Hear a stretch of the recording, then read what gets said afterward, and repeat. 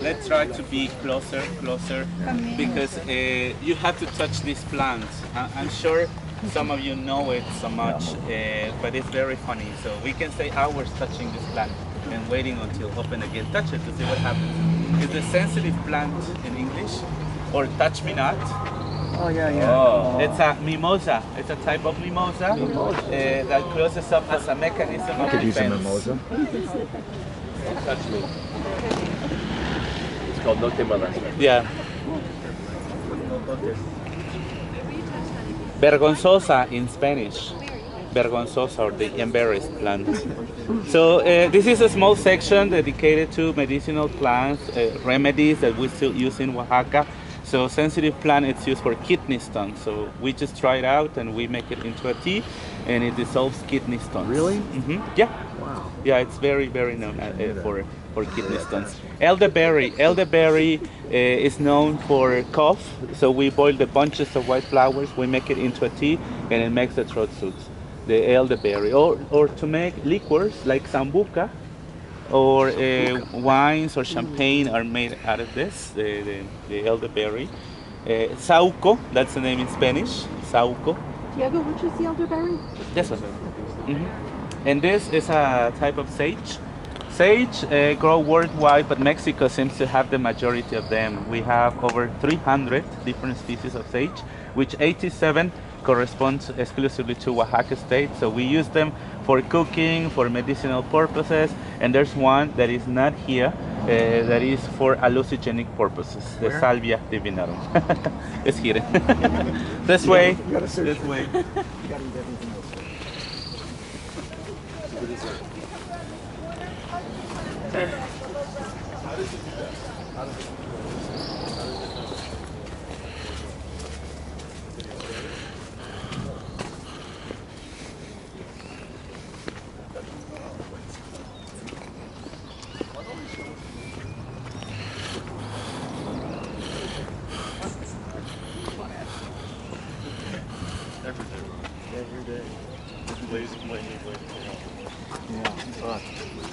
Yeah, that's a good question.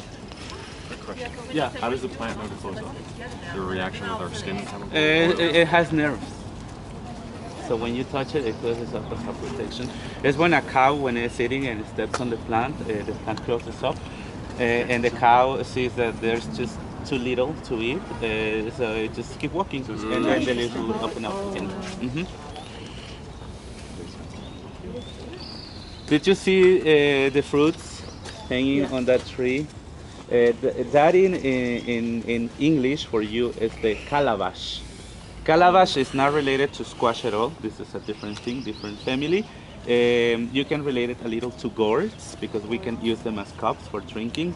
So we cut the fruit in half, we take out the pulp, and then we use them to drink the mezcal here in Oaxaca, or the tejate is the drink that you can have in the markets and streets, or to make maracas, for example. Jícara is the name of that fruit in Mexico. Well, this is the most important section in the whole garden, and then you'll understand about the layout. Squash had to do a lot with this, because in 1966, a group of archaeobotanists headed by Ken Flannery, a scientist from the University of Michigan, discovered squash seeds in a cave near of Mitla, the archaeological site. It's exactly between Mitla and Yagul, both archaeological sites in Oaxaca. The seeds were dated over 10,000 years with carbon dating. That is the earliest evidence of agriculture in the whole Americas. It started here in Oaxaca state. So it was first the squash, not the corn, as many people thought. When our ancestors already domesticated the squash, they didn't eat the flesh as we do these days. They didn't know how to cook it, so they only got the seeds. The seeds were toasted, and that was the main source of protein that they needed to regulate the food that was based on hunting and finding. Thousands of years later, corn was domesticated, and thousands of years more, beans were domesticated. So our ancestors created something called milpa, which is like a trinity or sisterhood, and then the cultures in Mesoamerica were established finally. Also, the turkey was domesticated, and then the food was complemented with wild herbs that we can cut and eat, raw or cooked. These are called quelites in Mexico. Quelite is a whole family of any wheat that we can cut to eat. But there's a selection, so we cannot go to the mountains and pick any of the plants that we see to eat, because we already know that they're edible.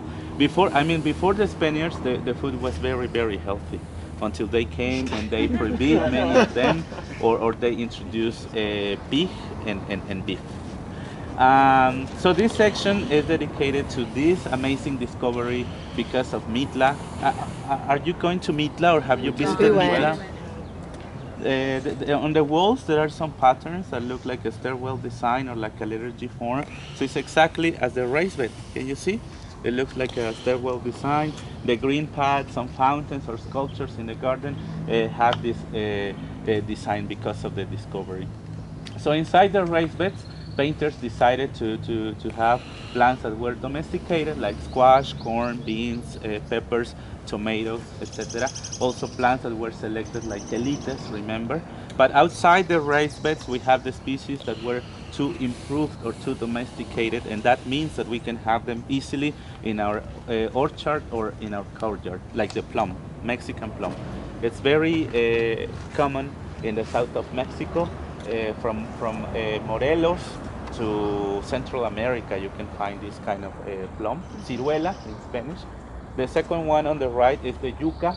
Yuca is not the tuber like in South America. For us in Mexico, yuca is that plant with the long leaves that look like swords, and then it has bunches of beautiful white flowers that we cook. We boil them twice because they used to be sour, and then we put them in egg and flour, and we fry them like tempuras in Japan. Also the coral tree or colorín in Spanish, the big tree in the back with the red beans. It has edible blossoms that look like little swords in red, so people cut them and boil them, and we do the same as tempuras. And sweet potato, that ground cover, that leaf carpet, is the sweet potato. Or the pitaya, that cactus with the long branches that produces the fruit that is like a prickly pear fruit, but this one is called pitaya here in Mexico. It's red inside and very sweet. Now try to recognize any of the plants that we have here. I think the most common is the chile, and this is the main ingredient in the original recipe of the black mole in Oaxaca. It's the chile guacle or chile guacle. ¿Cómo se llama aquella? Es flor de muerto. Ajá, pero pequeñita. Guacle, chile guacle. And if any of you want to try this quelite that we call cepiche, go ahead, cut the greener leaves. It's like a mix of cilantro, persil, rosemary. Go ahead, try the leaves. It's like cilantro. Cepiche. Cepiche. Cepiche. This? No. I'll try that. This. Which one?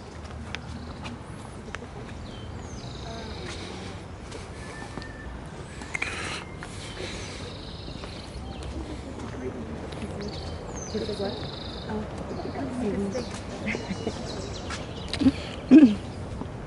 Is there a purpose to every stone walkway is drilled through? They're nailed down to keep them in place. That's part of the artist's idea, but it was a lot of work to drill the rock and then to put the nail down. Well, I have to say that the best food in the world is here in Oaxaca because I'm Oaxacan, but chili peppers have to do a lot with the cuisine in Oaxaca. There are officially listed 56 varieties of peppers in Mexico, not species, varieties only, and 20 of them grow here in Oaxaca state. That's why the moles, there are many recipes of moles using a special kind of chili pepper.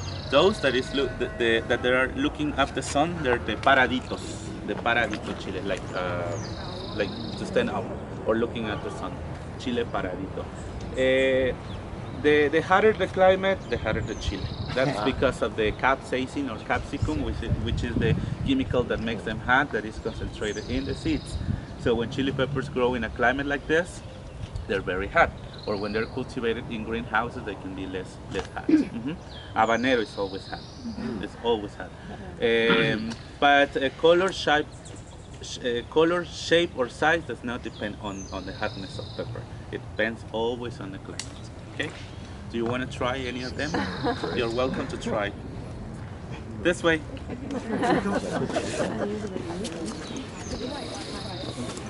Diego, what is it about the heat that ignites the spice, the picante of the pepper? How does that work? When the plant is hot, I haven't heard of it. The heat triggers the